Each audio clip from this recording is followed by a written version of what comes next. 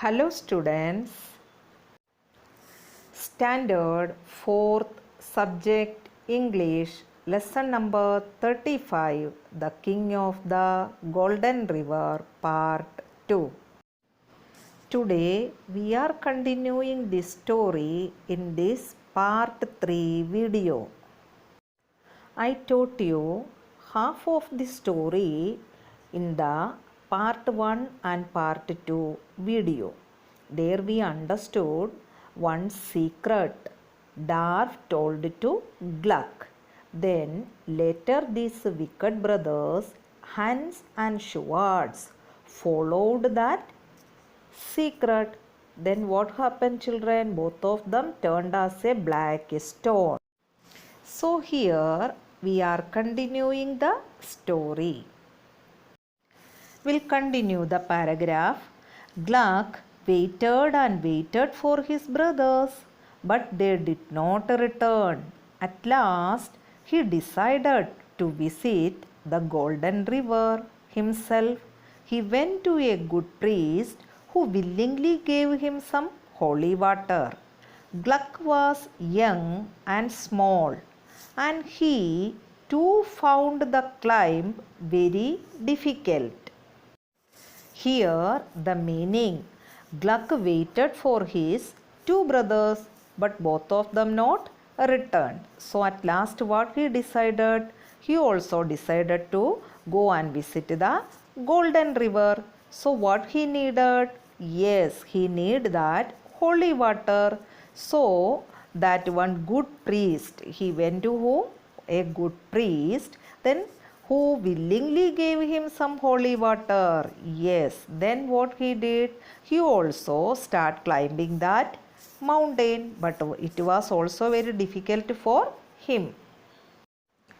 After he had climbed for an hour or so, he became very thirsty.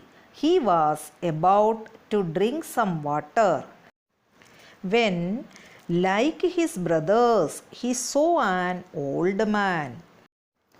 Gluck started to climb the mountain, but after an hour he felt very thirsty. Then what he was thinking? To drink some water.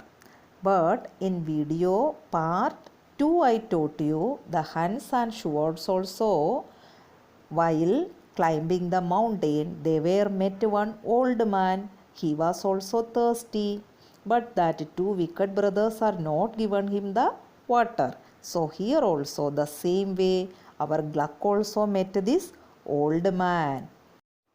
Next paragraph. The old man walked towards Gluck, leaning on a staff, and asked for some water. Gluck saw that the old man was pale, tired, and thirsty. So he gave him the bottle of water. The old man drank up nearly 2/3 of the water. Then he returned the bottle and wished Gluck well. Here the old man was pale, tired, and thirsty. Even he was leaning on a staff. Staff means a long, thick stick. Then the Gluck gave him that bottle of water. Then that old man drank that nearly 2/3 of the water. Then he returned the bottle and wished Gluck well. Yes, what you want to go to do, everything will become well. Gluck did not have any water himself, but as he went on, his path became easier. After climbing for a long time, when he became thirsty, he saw the small child. Gluck was sorry for him and gave him some water. The child began to smile, got up, and ran down the hill. Gluck not had any water. Then again he went on to climb the mountain, but now this mountain climbing became very easier. After climbing for a long time, Then he became thirsty now. But when he is going to drink the water, the same time he saw the small child.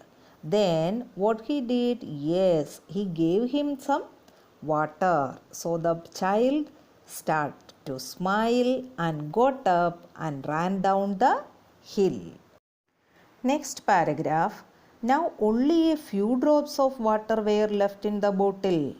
When Gluck came close to the mountain top, he was very thirsty himself. Just then he saw the poor little pup that was dying of thirst. I must help it now, thought Gluck. Otherwise, it may be too late. So he poured the remaining drops into the little dog's mouth. Now, Gluck came close to the mountain top the time he felt again thirsty. But what, children? Only few drops of water were left in his bottle. But just then he saw a poor little pup that was dying of thirst. So he decided he should help that poor dog. So he thought otherwise it may be too late. So he poured the remaining drops of water to that little dog's mouth. The dog sprang up, and in his place stood the king of the Golden River. He was very pleased with Gluck. The king put in Gluck's bottle some dewdrops from the petals of a lily. Then he told Gluck to cast it into the leaping river. Yes, children, here look what happened. Yes, it was very surprised. The dog sprang up, and in the place of dog, who was stood? The king of the Golden River. And that river was very happy with the Gluck, that king. Then the king put in Gluck's bottle some dewdrops from the petals of a lily flower. Then he told Gluck to cast it into the leaping river. Gluck did so, but the river did not turn to gold.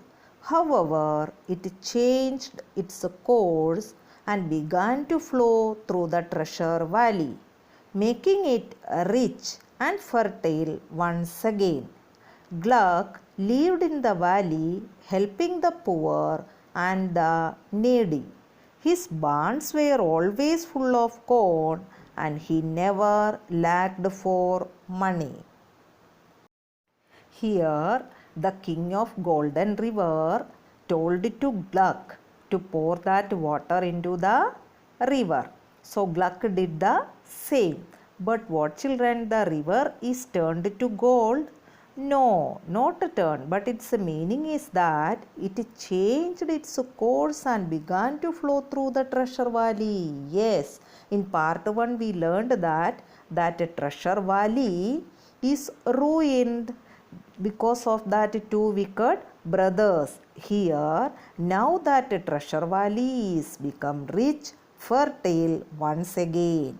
So Gluck lived in this valley, and he was helping the poor and needy people. And his barns means the vessels he was storing to keep that grains. It was always full of corn and never lacked for money. Yes, he became very rich now. So he is very helping hand and helping the poor and the very needy people. This story is simplified from The King of the Golden River by John Ruskin. Children, I think you all enjoyed this story. Thank you.